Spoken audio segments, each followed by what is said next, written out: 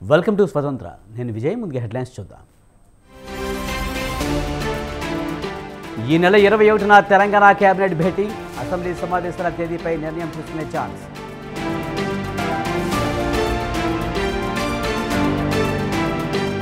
R&Bపై వరుస సమీక్షలు చేస్తున్నాం. సూపర్ స్పెషాలిటీ ఆసుపత్రులపై ఫోకస్ పెట్టామన్న కోమటిరెడ్డి. రాజకీయ భవనాల చుట్టూ రాజకీయ రగడ, అధికార ప్రతిపక్షాల మధ్య మాటల యుద్ధం.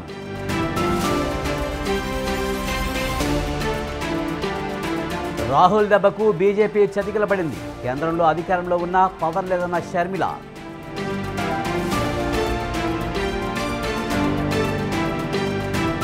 ఢిల్లీలో కొనసాగుతున్న కేంద్ర కేబినెట్ భేటీ, పలు కీలక అంశాలపై చర్చ.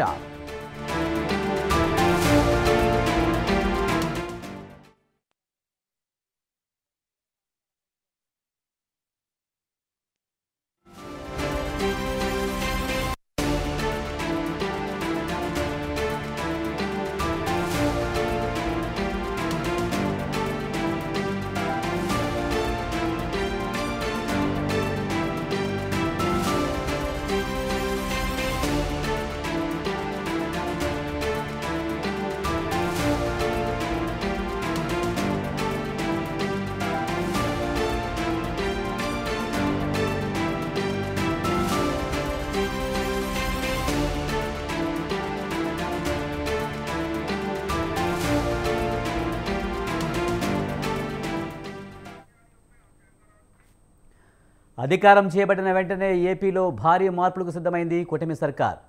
గత ప్రభుత్వానికి అనుకూలంగా పనిచేసే ఆరోపణలున్న పలువురు అధికారులను మార్చివేసేందుకు సిద్ధమైంది. కొత్త ప్రభుత్వం ఏర్పడిన నేపథ్యంలో పలువురు ఐఏఎస్ అధికారులను బదిలీ చేసింది. శ్రీలక్ష్మి, ప్రవీణ్ ప్రకాష్, రజిత భార్గవులను జీఏడీ రిపోర్ట్ చేయాలని ఆదేశించింది.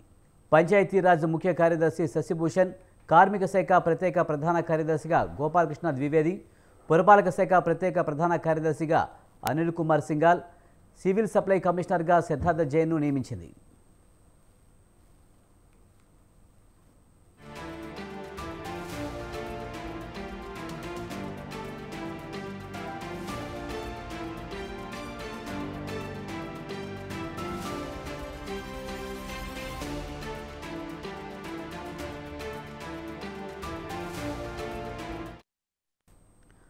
ఆర్థిక శాఖ వ్యయ కార్యదర్శిగా ఎం జానకి, పశుసంవర్ధక శాఖ కార్యదర్శిగా ఎంఎం నాయక్, గనుల శాఖ డైరెక్టర్గా ప్రవీణ్ కుమార్, వ్యవసాయ శాఖ ప్రత్యేక ప్రధాన కార్యదర్శిగా బి రాజశేఖర్, ఉద్యాన మత్స్యశాఖ సహకార శాఖ కార్యదర్శిగా బాబును నియమించింది.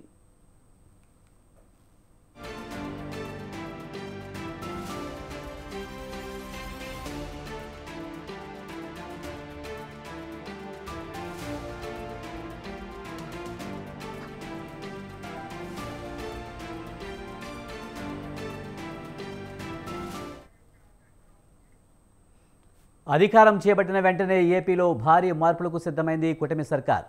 గత ప్రభుత్వానికి అనుకూలంగా పనిచేశారనే ఆరోపణలున్న పలువురు అధికారులను మార్చివేసేందుకు సిద్ధమైంది. కొత్త ప్రభుత్వం ఏర్పడిన నేపథ్యంలో పలువురు ఐఏఎస్ అధికారులను బదిలీ చేసింది. శ్రీలక్ష్మి, ప్రవీణ్ ప్రకాష్, రజిత భార్గవులను జీఏడీ రిపోర్ట్ చేయాలని ఆదేశించింది.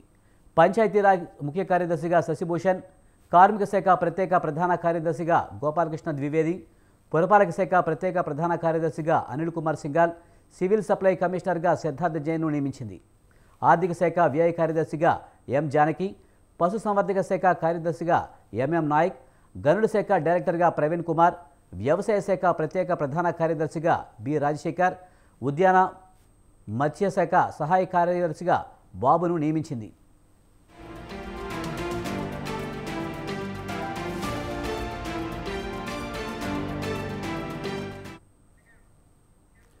ముఖ్యమంత్రి చంద్రబాబు అమరావతిలో పర్యటిస్తారని పురపాలక శాఖ మంత్రి పి నారాయణ తెలిపారు. టెండర్ల కాలపరిమితి ముగిసినందున కొత్తగా అంచనాలు తయారు చేసి టెండర్లు పిలవాల్సి ఉందన్నారు. దీనికోసం 3 నుంచి 4 నెలల సమయం పడుతుందన్నారు. పనులు ఎప్పటి నుంచి ప్రారంభించాలనేది కేబినెట్లో చర్చించిన తర్వాత నిర్ణయం తీసుకుంటామన్నారు. రాజధానిలో సామాగ్రి దొంగిలించిన వారిపై చర్యలు తీసుకుంటామని తేల్చి చెప్పారు. రాజధానిలో ఇళ్ల స్థలాల అంశం సుప్రీంకోర్టులో ఉందని న్యాయ సలహా తీసుకుని ముందుకు వెళ్తామని మంత్రి తెలిపారు. పనులంటే యాక్చువల్గా ఇప్పుడు ఏదైతే అంతకుముందు 2014-19 దాకా అనేక వర్క్స్ చేసాము. అయితే అవన్నీ కొన్ని డ్యామేజ్ చేశారు. వీళ్ళు రకరకాల రోడ్లు అయితే తవ్వేస్తున్నాయి. వీటిలన్నింటి ఫస్ట్ కమిటీలు వేసి ఫస్ట్ వాటి యొక్క డ్యామేజ్ అవన్నీ ఎస్టిమేట్ చేయాలా. తర్వాత టెండర్స్ కూడా అన్నిటికీ పిలవాలి, ఎందుకంటే టైం అయిపోయింది. టెండర్స్ పెట్టిన కాల పరిమితి దాదాపు అయిపోయింది. అందువల్ల అన్నిటికీ కూడా టెండర్స్ పిలవాలి. టెండర్స్ పిలవాలంటే మళ్ళీ రీఎస్టిమేషన్ చేయాలి. వీటన్నిటికి కూడా సుమారుగా ఒక 3 months పడుతుంది. సుమారుగా ఒక 3 months. ఏది ఏమైనప్పటికీ ఇది క్యాబినెట్లో డిస్కస్ చేసి దాని మీద ఒక డెసిషన్ తీసుకుని రాజధానిలో దొంగలు పడ్డారు, చాలా మెటీరియల్ దొంగతనం అవ్వబడింది. వాటి మీద ఏదైనా కేసులు పర్టికులర్గా ఒక ప్రజాప్రతినిధి పెద్ద ఎత్తున లూటీ చేశాడు రాజధాని ప్రాంతంలో ఉండే మొన్నటిదాకా.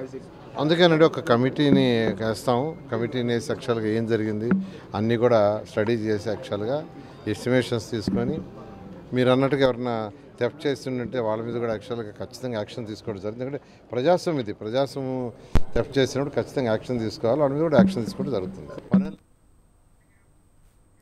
ఋషికొండపై ఉన్న భవనాన్ని ఏం చేస్తారు? మాజీ సీఎం వైఎస్ జగన్మోహన్ రెడ్డి కట్టించిన ఈ భారీ భవన సముదాయాన్ని వీఐపీలు వచ్చినప్పుడు వారికి అతిథి గృహంగా ఉపయోగిస్తారా? లేదంటే విశాఖను ఆర్థిక రాజధాని చేస్తామని సీఎం చంద్రబాబు ప్రకటించిన నేపథ్యంలో ముఖ్యమంత్రి వైజాగ్ వచ్చిన సమయంలో ఇక్కడి నుంచే అన్నిటినీ పర్యవేక్షిస్తారా? 100 కోట్లు పెట్టి కట్టించిన ఈ భవనాలను అసలు రాబోయే రోజుల్లో ఏం చేయబోతున్నారన్న దానిపై ఆసక్తికర చర్చ సాగుతోంది.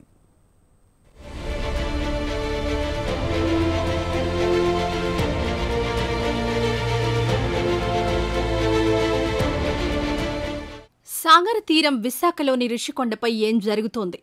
అత్యంత భారీగా నిర్మాణాలు ఎందుకోసం చేస్తున్నారు? అసలు అక్కడికి ఎవరిని ఎందుకు రానివ్వడం లేదు? ఇలా 1 కాదు 2 కాదు ఎన్నో ప్రశ్నలు 2024 ఎన్నికల ముందు వరకు గుప్పించాయి ఏపీలోని విపక్షాలు.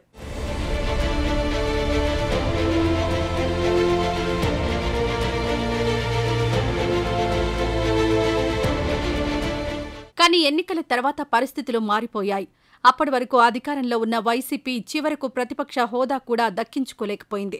అదే సమయంలో టీడీపీ, జనసేన, బీజేపీ కూటమి మాత్రం బ్రహ్మాండమైన మెజారిటీతో రాష్ట్రంలో అధికారంలోకి వచ్చింది. ఇక్కడి నుంచే సీన్ మారిపోయింది. ఈ క్రమంలోనే భీమిలి ఎమ్మెల్యే గంటా శ్రీనివాసరావు ఆధ్వర్యంలో టీడీపీ నాయకుల బృందం ఋషికొండపై ఉన్న భవనాలను సందర్శించింది. ఈ సందర్భంగానే పలు ఆసక్తికర అంశాలు వెలుగు చూశాయి. 400 కోట్లకు పైగా ప్రజాధనాన్ని వెచ్చించి అత్యంత భారీగా ఈ భవన సముదాయాన్ని నిర్మించింది నాటి వైసీపీ ప్రభుత్వం. మొదట రిసార్ట్లుగా ప్రచారం సాగినా ఆ తర్వాత మాత్రం ముఖ్యమంత్రి జగన్ ఇక్కడి నుంచే పాలన సాగిస్తారన్న మాట వినిపించింది. అందుకు కారణం వైసీపీ పాలనలో 3 రాజధానుల అంశం.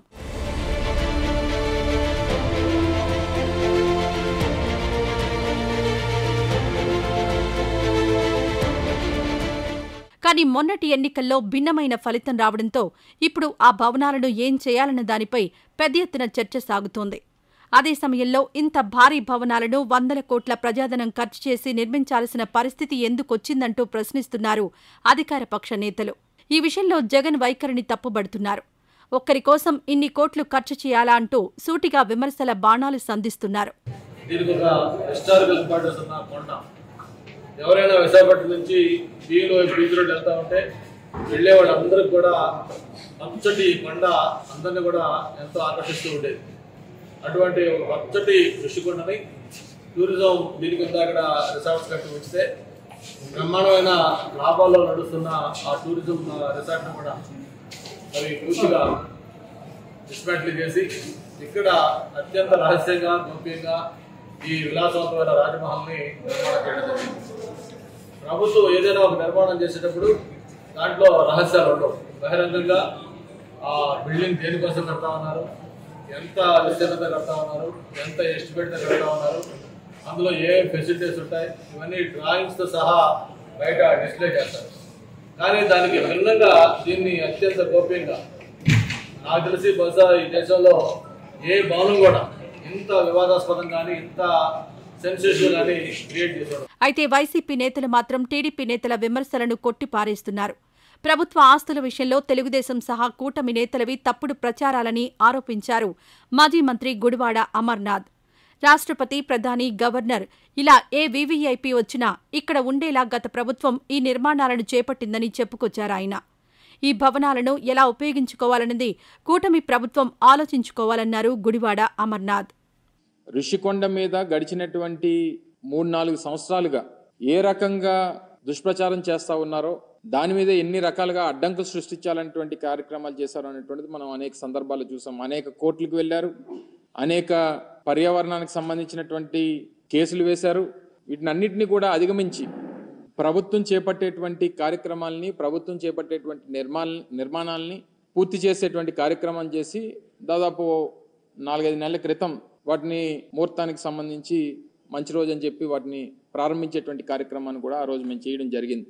అయితే ఇప్పుడు చేస్తున్నటువంటి దుష్ప్రచారం అంతా కూడా అదేవో సొంత భవనాల్లాగా, ఈరోజు ప్రభుత్వం వారు ఉన్నారు, ప్రభుత్వంలో వారు ఉన్నటువంటి సందర్భాలు, ప్రభుత్వం దాన్ని ఏ రకంగా ఉపయోగించుకోవాలనేటువంటిది చూడడం మానేసి రేపు రానటువంటి కాలంలో రాష్ట్రపతితో లేకపోతే గవర్నర్ గారో లేకపోతే ఇతర పెద్దలో వచ్చినప్పుడు దాన్ని ఏ రకంగా ఉపయోగించుకోవాలి అనేటువంటిది చూడడం మానేసి దాన్ని ఇంకా జగన్మోహన్ రెడ్డి గారు ఇల్లులాగే చిత్రీకరించేటువంటి ప్రయత్నం చేయడం అనేటువంటిది సమంజసం కాదు.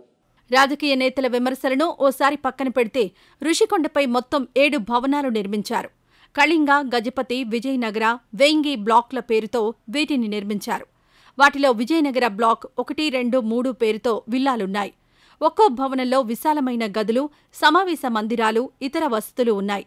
ఒక్క మాటలో చెప్పాలంటే అత్యంత అధునాతన సౌకర్యాలతో ఎంతో సుందరంగా, విశాలంగా వీటిని నిర్మించారు.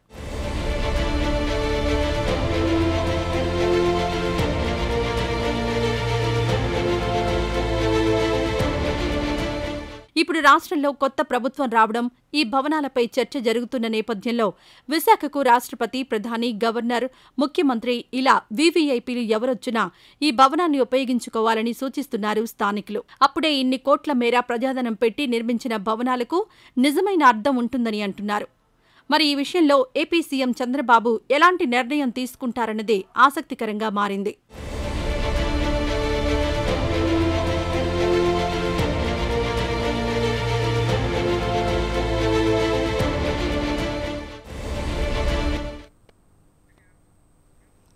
ఏపీలో కొత్త ప్రభుత్వం కొలువు తీరింది. ఇప్పుడిప్పుడే పాలనపై పూర్తి స్థాయిలో దృష్టి సారిస్తున్నారు సీఎం చంద్రబాబు నాయుడు. ఈ నేపథ్యంలోనే పలు కీలక అంశాలు ప్రస్తావనకు వస్తున్నాయి. వాటిలో అత్యంత ముఖ్యమైనది విభజన సమస్యల పరిష్కారం. అయితే ఇప్పటికే త్వరలోనే ఏపీ సీఎంను కలుస్తారని తిరుమల పర్యటనలో ప్రకటించారు తెలంగాణ ముఖ్యమంత్రి రేవంత్ రెడ్డి. ఈ నేపథ్యంలో ఏపీ, తెలంగాణ సీఎంల సమావేశం ఎప్పుడన్నా ప్రశ్న తలెత్తుతుంది. మరి దీనిపై రెండు ప్రభుత్వాల అధినేతలు ఏమంటున్నారు?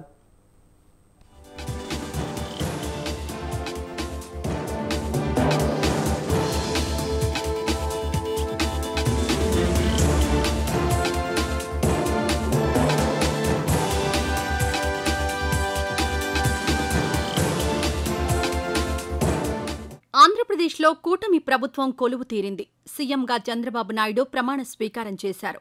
పరిపాలనకు సంబంధించిన పనులు ఒక్కొక్కటిగా మొదలుపెట్టారు. ఇప్పటికే పోలవరం పర్యటనకు సైతం వెళ్లివచ్చారు ముఖ్యమంత్రి. ఇంతవరకు బాగానే ఉన్నా ఇరుగు పొరుగునే ఉన్న ఏపీ, తెలంగాణ ముఖ్యమంత్రుల సమావేశం ఎప్పుడు ఉంటుందన్నది ఆసక్తి రేపుతోంది.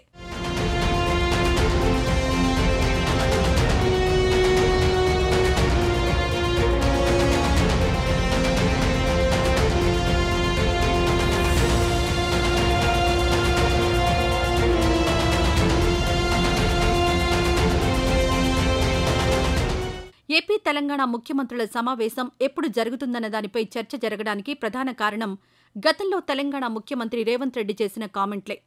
అవును, ఇటీవలే తిరుమల పర్యటనకొచ్చిన రేవంత్ రెడ్డి ఎన్నికల ఫలితాలొచ్చాక కొత్త ప్రభుత్వం ఏర్పాటు కాగానే ఏపీ సీఎంను కలుస్తానని ప్రకటించారు. ఇప్పుడు ఆంధ్రప్రదేశ్లో నూతన ప్రభుత్వం కొలువు తీరింది.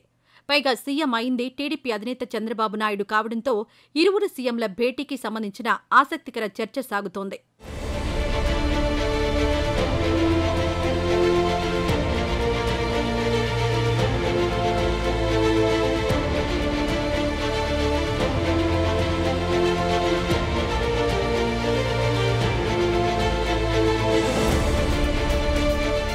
వాస్తవానికి ఎన్నికల ఫలితాలొచ్చిన సమయంలోనే తెలంగాణ సీఎం రేవంత్ రెడ్డి చంద్రబాబుకు కాల్ చేసి శుభాకాంక్షలు చెప్పడం ప్రాధాన్యం సంతరించుకుంది.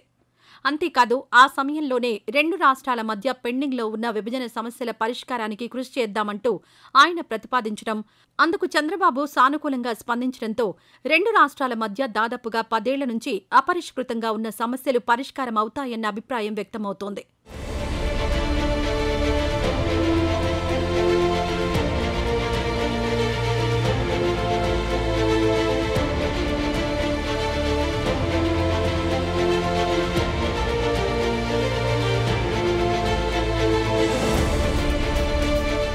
తెలంగాణ సీఎంగా గతేడాది బాధ్యతలు చేపట్టారు రేవంత్ రెడ్డి.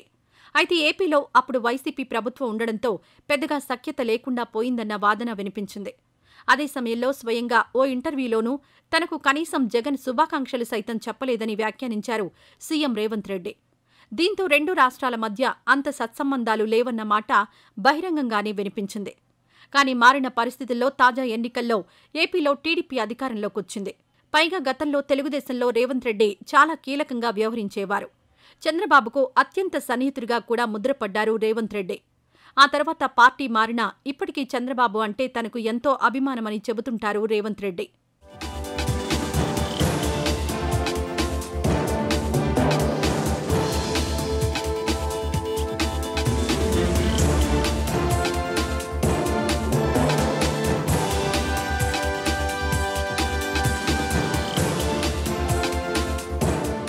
అటు చంద్రబాబు ఇటు రేవంత్ మధ్య ఉన్న ఈ స్నేహబంధమే ఇప్పుడు రెండు రాష్ట్రాల ప్రజల్లోనూ కొత్త ఆశలు రేపుతోంది. పైగా తెలంగాణలో అధికారంలోకి రాకముందు వచ్చిన కొత్తలోనూ పలు కీలక అంశాల్లో బీఆర్ఎస్ వైఖరిపై నిప్పులు చెరిగారు రేవంత్ రెడ్డి. తెలంగాణ అసెంబ్లీ ఎన్నికల పోలింగ్కు సరిగ్గా ఒక్కరోజు ముందు నాగార్జున సాగర్ పైకి ఏపీ పోలీసులు రావడాన్ని తప్పుబట్టిన ఆయన నాటి కేసీఆర్ సర్కార్ ఏం చేస్తోందని విమర్శలు గుప్పించారు. ఇక అధికారంలోకొచ్చి సీఎంగా బాధ్యతలు చేపట్టిన తర్వాత సైతం కృష్ణా ప్రాజెక్టుల విషయంలో కేసీఆర్ వైఖరిపై తీవ్రస్థాయిలో ఫైర్ అయ్యారు రేవంత్ రెడ్డి. ప్రగతి భవన్లో జగన్కు పంచభక్ష పరమాన్నాలు పెట్టి జీవో 203 రాసిచ్చారని ఆరోపించారు.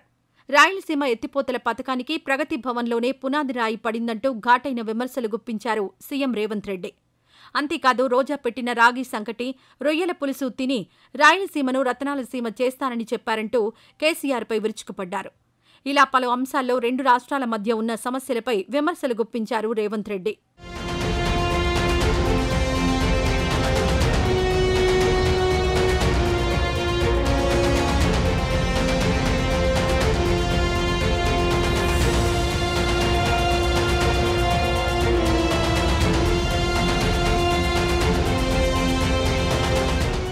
ఇలాంటి పరిస్థితుల్లో ఏపీలో ప్రభుత్వం మారడం, పైగా చంద్రబాబు, రేవంత్ ఇరువురి మధ్య గురుశిష్యులుగా పిలుచుకునే అనుబంధం ఉండడంతో ఇప్పుడు అందరి దృష్టి ఇరు రాష్ట్రాల మధ్య విభజన సమస్యలపై పడింది. ప్రధానంగా విభజన చట్టంలోని షెడ్యూల్ 9, షెడ్యూల్ 10లో పేర్కొన్న వివిధ సంస్థలు, కార్పొరేషన్ల విభజన ఇంకా పూర్తి కాలేదు. ఇందుకు ప్రధాన కారణం పలు అంశాలపై ఇరు రాష్ట్ర ప్రభుత్వాల మధ్య ఏకాభిప్రాయం లేకపోవడమేనని చెప్పాలి. ఏపీ ప్రభుత్వ పునర్విభజన చట్టం ప్రకారం 89 ప్రభుత్వ కంపెనీలు, కార్పొరేషన్లను 9వ షెడ్యూల్లో పొందుపరిచారు. వాటిలో ఆంధ్రప్రదేశ్ రాష్ట్ర విత్తనాల అభివృద్ధి కార్పొరేషన్, ఆంధ్రప్రదేశ్ రాష్ట్ర వ్యవసాయ పారిశ్రామిక అభివృద్ధి కార్పొరేషన్, ఆంధ్రప్రదేశ్ గిడ్డంగుల కార్పొరేషన్ వంటి ప్రభుత్వ ఆధ్వర్యంలోని కంపెనీలు, కార్పొరేషన్లు ఉన్నాయి.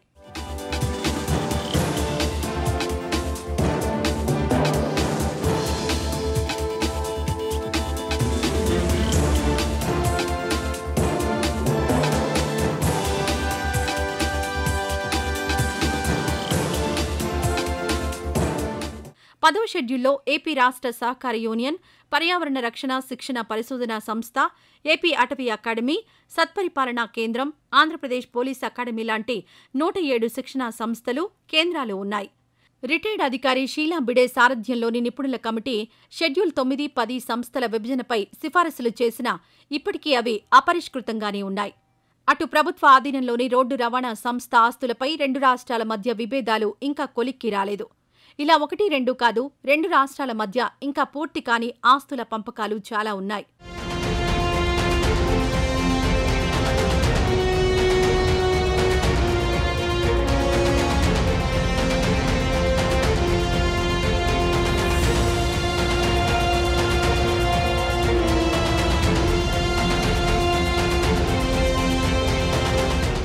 ఇప్పటికే రేవంత్ రెడ్డి నుంచి విభజన సమస్యల పరిష్కారానికి ముందడుగు పడడం, అటు చంద్రబాబు నుంచి సానుకూల సంకేతాలు రావడంతో రాబోయే రోజుల్లో ఈ దిశగా మరిన్ని చర్యలుంటాయని భావిస్తున్నారు.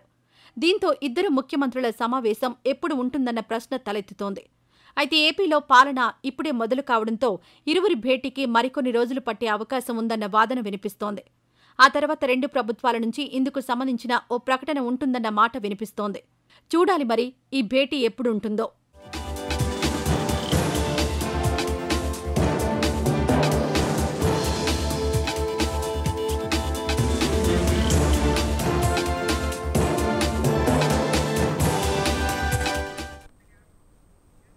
ఢిల్లీ లిక్కర్ కేసులో సీఎం అరవింద్ కేజ్రీవాల్ 100 కోట్లు డిమాండ్ చేసినట్లు ఆధారాలున్నాయని ఈడీ కోర్టుకు తెలిపింది. కేజ్రీవాల్ రెగ్యులర్ బెయిల్ కోరుతూ దాఖలు చేసిన పిటిషన్పై రౌస్ అవెన్యూ కోర్టు విచారణ జరిపింది.